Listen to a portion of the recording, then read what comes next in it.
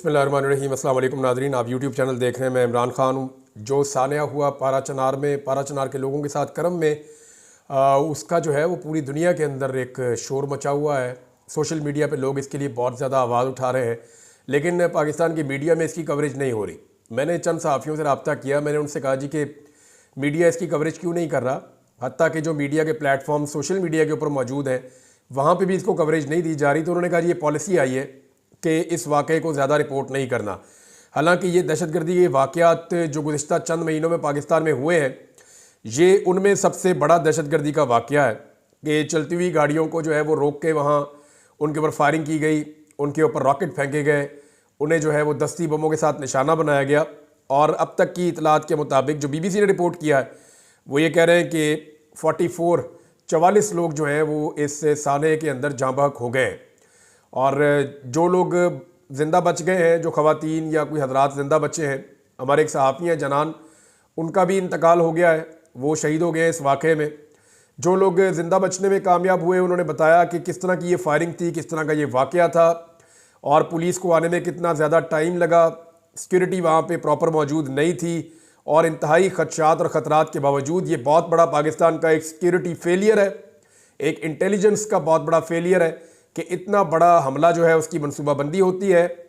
पाकिस्तान के अंदर इतना बड़ा हमला होता है, उसकी मनसूबाबंदी होती है, मनसूबा साज इकट्ठे होते हैं, वो असला मुहैया करते हैं और फिर वो घेर के लोगों को मारना शुरू कर देते हैं और उसके बावजूद किसी को कानो कान खबर नहीं होती। इतने बड़े इंटेलिजेंस फेलियर के ऊपर हुकूमत को अकाउंटेबल करना चाहिए, मुतल्लिका लोगों को, और उसके साथ साथ जिनकी वजह से ये वाक़या हुआ या जो लोग इसमें रिस्पॉन्सिबल हैं उनको एक तो मुजरिमों को सज़ा देना बहुत ज़रूरी है, दूसरा जिनकी गफलत की वजह से ये जुर्म हुआ उनको भी अकाउंटेबल किया जाना चाहिए, ये बहुत ज़रूरी है। उधर पारा चनार में बहुत बड़ा एहतजाज हुआ है, शहरी बहुत बड़ी तादाद में बाहर निकले, उन्होंने एहतजाज किया। जो लोग वहाँ मौजूद हैं उनसे अगर आप राब्ता करें या उनसे आप बात करें तो वो उनकी एक बेबसी है जो दिखाई देती है। यानी ये गमो गुस्सा तो है, तकलीफ तो है, लेकिन एक बेबसी भी है कि हम क्या कर सकते हैं। रियासत भी साथ नहीं दे रही, कोई बचा भी नहीं रहा, निहत्ते लोग हैं, उनको कत्लेआम उनका किया जा रहा है। और ये इसको लोग फ़िरका वाराना भी कहते हैं, इसके रीज़न ये भी हैं और कुछ तनाज़ात भी हैं मुकामी सतह पे। पारा चनार में बड़े तनाज़ात हैं, लेकिन यहीं पे गवर्नमेंट की रिस्पॉन्सिबिलिटी का पता चलता है। ये वफाकी हुकूमत की और सूबाई हुकूमत की दोनों की ज़िम्मेदारी है, वफाकी इदारों की और सूबाई इदारों की दोनों की ज़िम्मेदारी है। अब सूबाई हुकूमत से बात करें, वो कहते हैं जी हमारे पास तो इख्तियार ही नहीं है, हम तो यहाँ का DPO DC चेंज नहीं कर सकते, हम तो यहाँ पे कोई काम कर ही नहीं सकते, और उनके पास तो इख्तियारात नहीं है, वो उसका ओनर होते हैं। अगर आप वफाकी हुकूमत से बात करें तो उनकी तवज्जो ही नहीं है इस तरफ, उनकी सारी तवज्जो है सारे पॉलिटिकल मामलात में। वो हर जगह से नफरी निकाल निकाल के इस्लामाबाद में और बड़े बड़े शहरों में शिफ्ट कर रहे हैं कि हमने पाकिस्तान तहरीक इंसाफ के जो लोग एहतजाज करना चाहते हैं हमने उनको कैसे रोकना है। तो सारी तवज्जो उनकी वहाँ पर है। अब इमरान खान साहब का स्टेटमेंट आया, उन्होंने मीडिया के साथ बात भी की है और उनका अपना स्टेटमेंट उन्होंने अपने ट्विटर के ऊपर शेयर किया है और एक्स पे जो उनकी पोस्ट है वो मैं आपको पढ़ के सुनाता हूँ। इमरान खान साहब ने कहा कि 24 नवंबर गुलामी से नजात का दिन है। याद रहे परसों ये दिन आ रहा है, एतवार का दिन। मुल्क में कानून की हुक्मरानी, आइन की पासदारी और इंसानी हुकूक मुअत्तल है, जिसकी वजह से पूरी कौम का बाहर निकल कर कुर्बानी देना नागुज़ीर हो चुका है। कौम को फैसला करना होगा कि बहादुर शाह जफ़र की तरह मौत तक गुलामी का तौक पहनना है या टीपू सुल्तान की तरह मरते दम तक आज़ादी का सेहरा पहनना है। सऊदी अरब से मेरे मिसाली ताल्लुकात हैं। जब वज़ीराबाद में मुझ पर कातिलाना हमला हुआ तो मुझे सबसे पहले कॉल सिफारत खाने के ज़रिए आई, जो सऊदी सिफारत खाने से आई, और वली अहद शहज़ादा मोहम्मद बिन सलमान की आई। हमारे दौर में शहज़ादा मोहम्मद बिन सलमान ने पाकिस्तान का तारीख़ी दौरा भी किया। हमारी हुकूमत के ख़ात्मे से 2 हफ्ते पहले OIC के वज़राए ख़ारजा की कॉन्फ्रेंस इस्लामाबाद में मुनक्कद हुई, जो सऊदी अरब के बगैर मुमकिन ही नहीं थी। सऊदी अरब हर मुश्किल हर मरहले में हमारे साथ खड़ा रहा है। बुशरा बीबी के बयान को तोड़ मड़ोड़ कर कौम की तवज्जो हटाने की नाकाम कोशिश ना की जाए। उन्होंने सऊदी अरब का नाम नहीं लिया। हमारी हुकूमत के ख़िलाफ़ तमाम साजिशों में जनरल बाजवा का हाथ था। मैंने उस वक्त भी चीफ जस्टिस और जनरल तारिक खान के ज़रिए साजिश की तहकीकात करवाने की कोशिश की, मगर जनरल बाजवा ने ऐसा नहीं होने दिया। अगर तब शफाफ तहकीकात हो जाती तो सच खुल कर सामने आ जाता। बुशरा बीबी का सियासत से कोई ताल्लुक नहीं है। बतौर एहलिया उन्होंने एहतजाजी कॉल के हवाले से कौम तक मेरा पैगाम पहुंचाया है। नवाज शरीफ के लिए मुशर्रफ दौर में कुलसूम नवाज भी निकली थी, मगर उसने डिक्टेटर होते हुए भी खातून को जेल में नहीं डाला था। मगर बुशरा बीबी को 9 माह झूठे मुकदमात में कैद में डाला गया। कौम अपनी तवज्जो 24 नवंबर के एहतजाज पर रखे, इंशाअल्लाह फतह आपकी होगी। साबिक वज़ीर आज़म इमरान खान का अडयाला जेल से पैगाम। अच्छा, इसमें जो है ना, ये सऊदी अरब वाले मामले को लेकर हुकूमत बहुत हसास हो रही है। हालांकि जिसने स्टेटमेंट दिया है वो खुद कह रहा है जी मैंने तो स्टेटमेंट इसके बारे में दिया ही नहीं। नहीं, आपने इसी के बारे में दिया। यानी उनका स्टेटमेंट, जो स्टेटमेंट देने वाला है, अगर फर्ज करें बुशरा बीबी ने स्टेटमेंट सऊदी अरब के खिलाफ देना होता और उन्होंने दे दिया होता, तो उन्हें क्या जरूरत थी कि तनकीद आने से पहले ही जब लोगों ने इसकी निशानदेही की तो उन्होंने फौरी तौर पे कहा जी इसका मतलब ये नहीं है, एक्चुअली मैंने ये कहा है। ये कहने में थोड़ा सा वो जिस तरह उन्होंने अल्फाज का चुनाव था वो ठीक नहीं था, और ये जो लोग वहाँ एडिटिंग कर रहे थे, वहाँ मौजूद थे, उनको ये चीज़ वहाँ देख लेनी चाहिए थी, तो ये प्रॉब्लम होती ही ना। लेकिन मौजूदा हुकूमत का सारा फोकस ही इसके ऊपर है। यानी शहबाज शरीफ का अगर आप स्टेटमेंट देखें, शहबाज शरीफ साहब ने तो गुलामी की इंतहा कर दी। यानी मुझे समझ नहीं आती कि कोई आदमी इस लेवल का गुलाम कैसे हो सकता है। शहबाज शरीफ साहब जनाब कहते हैं पाकिस्तान और सऊदी अरब की दोस्ती को नुकसान पहुंचाने वाले की तरफ बढ़ने वाला हाथ तोड़ देंगे। भाई कौन कर रहा है? भाई सऊदी अरब के साथ ताल्लुकात कौन खराब कर रहा है? इमरान खान ने खुद स्टेटमेंट दिया है मोहम्मद बिन सलमान के बारे में, आज फिर दिया है। और उनकी बीवी ने मोहम्मद बिन सलमान का नाम तो नहीं लिया, ना सऊदी अरब का नाम लिया। उन्होंने कहा जी जनरल बाजवा ने ये फिर कहा था, और जनरल बाजवा के जरिए बातें हमारे तक पहुंची हैं। तो जनरल बाजवा क्या कुछ कहते थे, मियाँ साहब अगर आपके बारे में बता देना साफ़ी आपको कि जनरल बाजवा आपके बारे में क्या कहते थे, तो आपको कोई फर्क नहीं पड़ेगा, क्योंकि आपको फर्क पड़ता ही नहीं, आपको कोई कुछ भी कहता रहे। लेकिन इसहाक डार के बारे में, नवाज शरीफ के बारे में, सबके बारे में जनरल बाजवा की अपनी राय थी। इमरान खान के बारे में भी वो खुलकर बातें करते थे। जनरल बाजवा साहब की एक तो कॉल मैंने सुनी है 1.5 घंटे की लंबी कॉल, उसमें जनरल बाजवा साहब ने क्या क्या कहानियां सुनाई। मैं हैरान हो रहा था कि यार ये इस लेवल का आदमी पाकिस्तान का आर्मी चीफ रहा है। यानी जैसी वो बातें कर रहे थे जनरल बाजवा, ये एक आर्मी चीफ को या साबिक आर्मी चीफ को सेब ही नहीं देती। वो इतने लो लेवल का आदमी था, मुझे तो समझ नहीं आई कि यार इस इंटेलेक्चुअल लेवल का आदमी, जिसका इंटेलेक्ट लेवल ये है कि वो छोटी छोटी जो है ना वो घर की बातों में फंसा हुआ है। बिल्कुल ऐसी माइनर चीजें जिनको बच्चे भी इग्नोर कर देते हैं, वो उनके बीच में फंसा हुआ आदमी इस मुल्क का आर्मी चीफ था, और वो भी 6 साल तक के लिए, और तभी तो पाकिस्तान यहां तक पहुंच गया है। बहरहाल ये अब शहबाज शरीफ साहब जनाब ये कह रहे हैं, मरियम नवाज साहिबा ने भी और सबने ये इसके ऊपर एक प्रोपेगेंडा शुरू कर दिया है। हालांकि पाकिस्तान तहरीक इंसाफ ने क्लियर कर दिया है, मेरे ख्याल में इसके ऊपर अब और फोकस नहीं करना चाहिए, चलना चाहिए उस इशू की तरफ जो इस वक्त पाकिस्तान में चल रहा है। और वो इशू ये है कि जनाब पूरा पाकिस्तान जिसको इमरान खान ने बंद करना था, हुकूमत ने उसे खुद ही बंद कर दिया। यानी इस वक्त पाकिस्तान तहरीक इंसाफ के निकलने से पहले हुकूमत ने पाकिस्तान बंद करने का बंदोबस्त कर दिया है। लाहौर रिंग रोड को बंद किया जा रहा है, लाहौर के तमाम दाखिली और खारजी रास्ते बंद किए जा रहे हैं, कंटेनर लाहौर के अंदर भी पहुंचा दिए गए हैं, जबकि इस्लामाबाद के अंदर कंटेनरिस्तान बना दिया गया है। बहुत बड़ी तादाद में कंटेनर इस्लामाबाद पहुंच गए हैं। तमाम दाखिली और खारजी रास्ते इस्लामाबाद के बंद किए जा रहे हैं। मोटरवेज तमाम पाकिस्तान की बंद की जा रही हैं। और अब तक की जो इतला है उसके मुताबिक जो मोटरवे की पुलिस ने इतला दी है कि अचानक उन्हें पाकिस्तान की सारी मोटरवेज की मुरम्मत करनी पड़ गई है। यानी ये मामला तो जाना चाहिए सुप्रीम कोर्ट में, और मोटरवे पुलिस के आईजी को बुला के उसको मुअत्तल कर देना चाहिए, और उसको बल्कि जेल में डालना चाहिए कि यार सारी की सारी मोटरवेज एक ही दिन में मुरम्मत करना शुरू हो गए हो। यानी M1 जो इस्लामाबाद से पेशावर जाती है, M2 जो इस्लामाबाद से लाहौर आती है, M3 लाहौर से जो अब्दुल हकीम यानी ये मुल्तान की तरफ जाती है, M4 यानी पिंडी बटिया से जो मुल्तान की तरफ जाती है, M11 जो सियालकोट से लाहौर की तरफ आती है, M14 जो हकला की तरफ जाती है यारक से लेकर। अब आप अंदाजा करें कि ये सारी मोटरवेज बंद कर दी, इसके अलावा हाईवेज भी बंद करने जा रहे हैं, और जो जेलम से रास्ता जाता है रावलपिंडी की तरफ वो भी बंद करने जा रहे हैं। यानी अमली तौर पे पाकिस्तान बंद होने जा रहा है, और ये कोई और बंद नहीं कर रहा, ये हुकूमत बंद कर रही है। पाकिस्तान तहरीक इंसाफ का एहतजाज शुरू होगा 24 तारीख से, और हुकूमत ने पहले ही बंद कर दिया है। इस्लामाबाद के अंदर तमाम हॉस्टल्स में बाकायदा लिख कर वो नोटिस लगा दिए गए हैं कि तमाम तालिब इल्म वो अपने घरों को चले जाएं, फौरी तौर पे चले जाएं अपने घरों को, हॉस्टल्स खाली कर दिए जाएं, क्योंकि जो नौजवान रहेंगे, अब देखें ना हुकूमत कितनी डरी हुई है।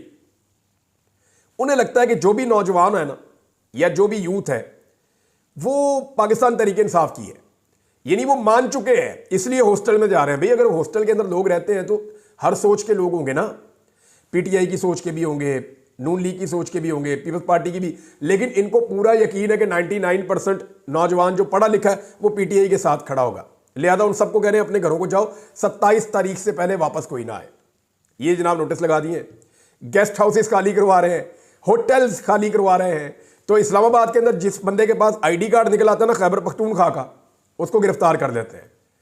यानी आप अंदाजा करें कि खैबर पख्तूनख्वा का शनाख्ती कार्ड होना भी एक प्रॉब्लम हो रहा है। मुझे एक सहाफ़ी बता रहे थे ये बात कि जो कोई अफगानी है उसको पकड़ लेते हैं, या जिसकी शक्ल वो पठानों वाली है उसको पकड़ लेते हैं, या जिसके पास ID कार्ड है उसको भी पकड़ लेते हैं खैबर पख्तूनख्वा का, कि ये बंदा खैबर पख्तूनख्वा से है। ये यार खैबर पख्तूनख्वा में नून लीग का भी वोट बैंक है, फजलुर रहमान साहब का भी है, ANP का होता था, अब नहीं है तो थोड़ा बहुत होगा, लेकिन पीपल्स पार्टी का भी अब नहीं है वहाँ पे। लेकिन जिन जमातों का है वो खातिर जमा रखें भाई, जमात इस्लामी का भी वहाँ पे वोट बैंक है। अब ये तो नहीं हो सकता कि खैबर पख्तूनख्वा का जिसका भी ID कार्ड है वो बंदा PTI गई है। लेकिन ये हुकूमत अज्यूम कर चुकी है कि हर वो आदमी जो नौजवान है, हर वो आदमी जो पढ़ा लिखा है, हर वो आदमी जो पश्तून है, हर वो आदमी जो थोड़ा सा भी शऊर रखता है, चाहे उसका ताल्लुक पंजाब से है या कहीं से भी है, वो हमारे खिलाफ ही है। और हुकूमत को इस बात का आइडिया हो गया कि ये इक़्तिदार पे काबिज होकर बैठे हुए हैं, अवाम में इनकी जड़ें बिल्कुल नहीं है। और एक और बड़ा खौफनाक काम जो इन्होंने शुरू किया, इन्होंने नफरत फैलाना शुरू की है खैबर पख्तूनख्वा के खिलाफ। अब ये जो नफरत फैला रहे हैं ना, ये मुल्क को किसी सूरत सूट नहीं करती। यानी मरियम नवाज उठती है खैबर पख्तूनख्वा पे हमला कर देती है, उनकी वज़ीर इत्तलाआत उठती है वो खैबर पख्तूनख्वा पे हमला कर देती है, वज़ीर आज़म साहब वो उधर हमला कर देते हैं, ख्वाजा आसिफ हो गया, एहसन इकबाल हो गया, राना, ये सारे लोग खैबर पख्तूनख्वा पे अटैक करते हैं। नस्ली बुनियादों पर, लिसानी बुनियादों पर और सुबाइयत की बुनियादों के ऊपर ये एक सूबे को दीवार के साथ लगा रहे हैं। देखिए ये बदकिस्मती है, सिर्फ अपनी सियासत और हुकूमत बचाने के लिए आप ये नहीं कर सकते। ये जुल्म है, ये ज्यादती है, ये गलत है। आप लोग भी तो आए थे एहतजाज लेकर मुख्तलिफ जगहों से, आपको तो किसी ने नहीं रोका, किसी ने आपके ऊपर इस तरह के एलिगेशन नहीं लगाए या सुबाइयत के ऊपर अटैक नहीं किया आपके ऊपर नाम लेकर। अब ये चीज़ें हुई थी 71 में जो हम किताबों में पढ़ते हैं। याया खान ने और जुल्फ़िकार अली भुट्टो ने बंगालियों के खिलाफ नफरत पैदा की थी, जैसे अभी पठानों के खिलाफ नफरत पैदा करने की कोशिश की जा रही है। तो उस वक्त इसका नतीजा अच्छा नहीं हुआ था। अल्लाह ना करे दोबारा कभी ऐसी कोई चीज़ हो, लेकिन इन लोगों को होश के नाखून लेने चाहिए अपने छोटे छोटे, बहुत छोटे छोटे मफादात के लिए, अपने हुकूमती फ़ायदे के लिए पाकिस्तान को, पाकिस्तान की वहादत को नुकसान ना पहुँचाएँ। यानी आपका सलूक ये बता रहा है कि वफाकी दारुल हुकूमत पे इन लोगों का कोई हक नहीं है। वफाक की जानिब से ये नफरत अंगेज़ रवैया ख़तरनाक होता जा रहा है और इससे बचना चाहिए। बहरहाल इस वक्त हुकूमत का जो खौफ है वो खौफ ये जाहिर करता है कि हुकूमत की टांगें कांप रही हैं और वो लगभग सरेंडर कर चुकी है। हुकूमत इनका मुकाबला नहीं कर सकती। अब फ़र्ज़ करें पाकिस्तान तहरीक इंसाफ खैबर पख्तूनख्वा और पंजाब के बॉर्डर पे आके बैठ जाती है और वो कहते हैं जी हमने लड़ाई करनी नहीं और हम एहतजाज करना चाहते हैं। मीनवाइल जो है वो लाहौर में शहरी निकल के एहतजाज करते रहे, बाकी शहरों में करते रहे, रावलपिंडी में करते रहे, इस्लामाबाद में करते रहे और लगे रहे अपना एहतजाज करने में। जो बड़ा काफिला है वो खैबर पख्तूनख्वा के बॉर्डर पे बैठा रहे और एक ही डिमांड करता रहे, जी आप रास्ता खोले, हमने इस्लामाबाद जाना है, हम लड़ना नहीं चाहते। और इंतजार करें 1 दिन, 2 दिन, 4 दिन, 5 दिन, 6 दिन, पुलिस कब तक खड़ी रहेगी वहां पे। एक दिन आएगा कि पुलिस वाले थक जाएंगे, रास्ता खोल देंगे और ये जाकर वहां एहतजाज कर दें। लेकिन सवाल ये पैदा होता है हुकूमत कितने दिन तक पाकिस्तान को बंद कर सकती है या कितने दिन तक हुकूमत पाकिस्तान को बंद रख सकती है। अब कुछ लोग कहते हैं जी इसमें वहाँ गवर्नर राज लग जाएगा, तो उधर असम्बली का सेशन चल रहा है तो ऐसे गवर्नर राज नहीं लगता होता। लेकिन ये जो चीज़ें दिखाई दे रही हैं इसमें नफरत है, डर है, बुज़दिली है, सरेंडर किया हुआ है हुकूमत ने। तकरीबन हुकूमत ने हथियार डाल दिए पाकिस्तान तहरीक इंसाफ के सामने और सियासी नुक्ता नज़र से उन्होंने मुकम्मल अपनी हार तस्लीम कर ली है। इमरान खान साहब का एक स्टेटमेंट और भी आया और ये थोड़ी देर पहले आया और इमरान खान साहब ने कहा कि एतवार 24 नवंबर को हमारा एहतजाज हर सूरत होगा। पाकिस्तान को बनाना रिपब्लिक बना दिया गया है, मुल्क में जमहूरियत, आइन और कानून का जनाजा निकल चुका है। 26वीं आइनी तरमीम के बाद सुप्रीम कोर्ट और हाई कोर्ट्स के ज़िली अदालतों की तरह बेइख्तियार बना दिया गया है, जहां से किसी को इंसाफ नहीं मिलेगा। पाकिस्तानी कौम अपनी नस्लों के मुस्तकबिल के लिए 24 नवंबर को बाहर निकले। मुझे पैगाम मिला कि एहतजाज को 10 दिन तक मौखर कर दिया जाए तो मुज़ाकरात शुरू किए जा सकते हैं। हमारे मुतालबात में बेगुनाह कैद सियासी कैदियों की रिहाई का मुतालबा फिलफौर काबिल अमल मुतालबा है, लेकिन लाहौर में कैद रहनुमाओं को 1.5 साल से झूठे मुकदमात में मुलव्वस करके रखा हुआ है। इनको रिहा करना संजीदा मुज़ाकरात की तरफ मुनासिब कदम होता। 1 साल से जेल में हूँ। इस दौरान मुझे 60 से ज़्यादा मुकदमों में मुलव्वस कर दिया गया है। कल हाई कोर्ट से ज़मानत मिलने के बाद मुझे रिहा करने की बजाय एक और बेहुदा मुकदमे में गिरफ्तारी डाल दी गई। इससे जाहिर होता है कि मुज़ाकरात करने वाली कुव्वतें संजीदा नहीं हैं। एहतजाज हमारा बुनियादी आइनी हक है। हमने एहतजाज और मुज़ाकरात के लिए अपने 3 मुतालबात रखे हुए हैं। एहतजाज और मुज़ाकरात जारी रहेंगे। हम सियासी लोग हैं, बातचीत से आगे बढ़ सकते हैं। अगर वो बातचीत में संजीदा है तो हमारे अंडर ट्रायल लोगों को रिहा किया जाए। मुल्क में कानून की हुक्मरानी नहीं होगी तो कोई सरमायाकारी नहीं करेगा। चीन और हिंदुस्तान को ओवरसीज चाइनीज़ और हिंदुस्तानियों ने उठाया। मुल्क सिर्फ तरसीलात ज़र से नहीं, सरमायाकारी से तरक्की करते हैं। समंदर पार पाकिस्तानी मुझे 50 साल से जानते हैं। जब वो ये देखते हैं कि मुल्क में कानून की हुक्मरानी नहीं है तो वो क्यों सरमायाकारी करेंगे। अभी एक दिन पहले आर्मी चीफ ने कहा भी है कि पाकिस्तान को बेल आउट जो है वो पाकिस्तान के ओवरसीज कर सकते हैं, वो अगर पाकिस्तान में सरमायाकारी करें। और ये हकीकत है, इमरान खान साहब का भी यही फार्मूला था कि ओवरसीज पाकिस्तानी पाकिस्तान में पैसा लेकर आए। लेकिन पाकिस्तान में जो हरकतें होती हैं, खासतौर पे जो ओवरसीज पाकिस्तानियों के साथ जुल्म और ज्यादती होता है, तो वो बेचारे कैसे यहाँ पे पैसा लेकर आएँ, यहाँ पैसा कैसे लगाएं। अब जिस तरह की खबरें पूरी दुनिया में जा रही हैं, कत्लो गारतगिरी यहाँ पे हो रही है और सबकी तवज्जो जो है वो सियासत की तरफ है। इसको कुचल दो, मैंडेट का एहतराम नहीं है, रूल ऑफ लॉ है नहीं है, आज़ादी इज़हार राय है नहीं है, आप पैसे लगाते हैं, आपके पैसे महफूज नहीं है। जिनके कारोबार चल रहे हैं उनके बंद हो गए। रोज़ाना खबरें आती हैं किसी पार्लियामेंटेरियन की फैक्ट्री बंद कर दी है, किसी की मिल बंद कर दी है, किसी का घर तोड़ दिया है, किसी का फार्म हाउस तोड़ दिया है। जब ये खबरें आती हैं तो कौन पाकिस्तान में पैसा लेकर आएगा। और यही खबरें चल रही हैं। इमरान खान ने कहा कि आप देखेंगे कि एतवार को समंदर पार पाकिस्तानी सारी दुनिया में पाकिस्तान में जारी फस्तायत और जबर के खिलाफ तारीखी एहतजाज करेंगे। इनको कोई डंडे नहीं मारेगा, ना ही इन पर शेलिंग होगी। वो आज़ाद जमहूरी मुल्कों में रहते हैं। इमरान खान साहब ने अडयाला जेल में ये बातचीत की और ये एक और स्टेटमेंट है जो मैंने आपको उनका बताया।